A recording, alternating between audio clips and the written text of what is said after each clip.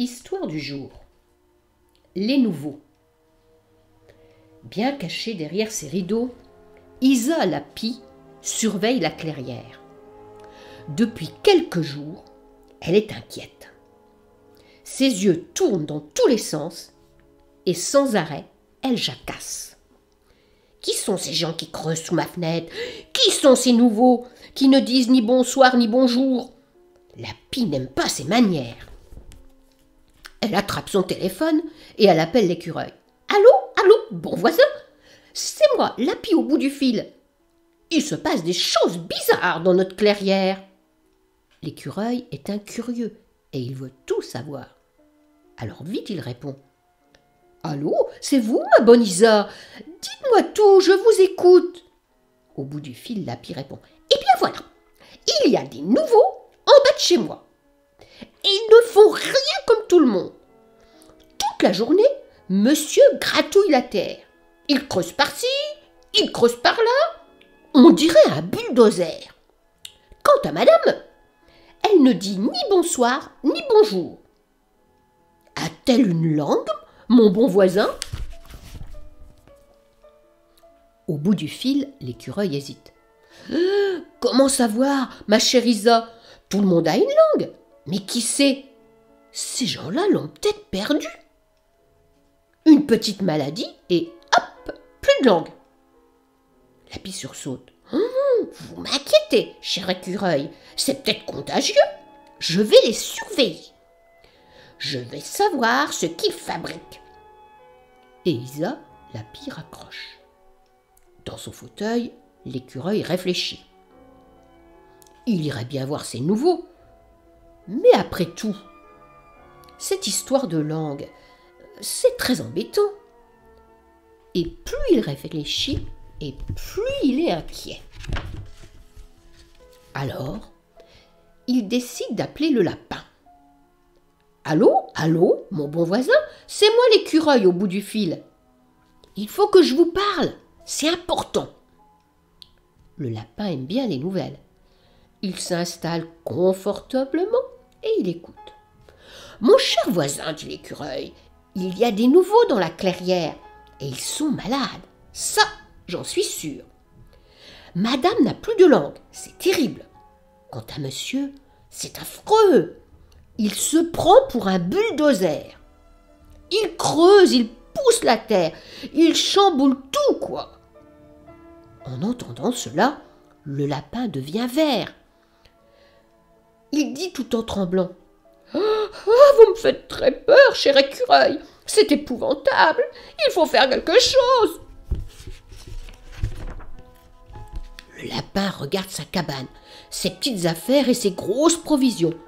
Il frissonne, il a peur, il raccroche et il se précipite à sa fenêtre en criant. « Voisine Belette, c'est terrible. Des êtres qui se transforment nous envahissent. L'un devient un bulldozer, l'autre est un monstre sans langue. Je vous en supplie, faites quelque chose. Moi, cette histoire me rend malade. » Et clac, le lapin ferme ses volets. Puis il se couche en serrant très fort contre lui ses carottes et ses navets. La belle Belette, qui étendait son linge, a perdu tout d'un coup toutes ses frisettes. Elle gémit. « Oh là là, il faut prévenir le sanglier, c'est lui le chef après tout. » Quand Herbert, le sanglier, apprend la nouvelle, il grogne très fort. « Il y a du danger dans la clairière, que tous les courageux viennent avec moi. » Et à la queue leu, ils se mettent en route. Herbert marche le premier. Il a mis son casque et son ceinturon. Derrière lui, il y a le renard, avec sa corde et son bâton. Puis le lièvre avec ses bottes. Et la belette qui vient elle aussi. En silence, ils se mettent tout autour de la clairière et puis ils attendent. Sur son arbre, la pie surveille. C'est elle qui doit donner le signal. Soudain, elle crie « Les voilà! Les voilà !» Tout le monde se précipite, la tête en avant.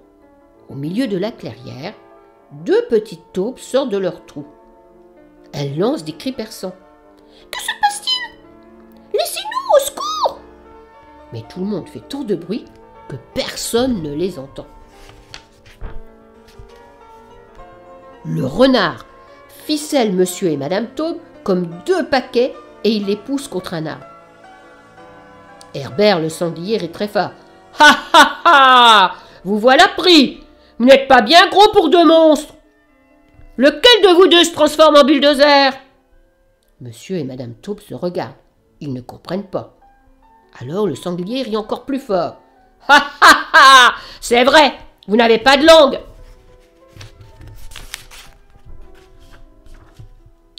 Alors on entend une toute petite voix pointue. « Mais si! Nous avons une langue! Regardez !» Et Madame Taube tire une très jolie langue rose. La belette ne comprend plus rien. Le sanglier non plus. Monsieur Taube en profite pour parler. « Vous vous trompez. Nous ne sommes pas des monstres. Moi je creuse avec mon nez et mes pattes pour faire ma petite maison, c'est tout. » Herbert, le sanglier, retire son casque et il réfléchit. « Oh, mais c'est pas vous que nous cherchons.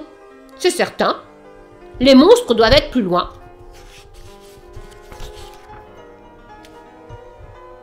Herbert, le sanglier, détache Monsieur et Madame Taube et il dit un peu gêné. « Excusez-nous, petite madame. »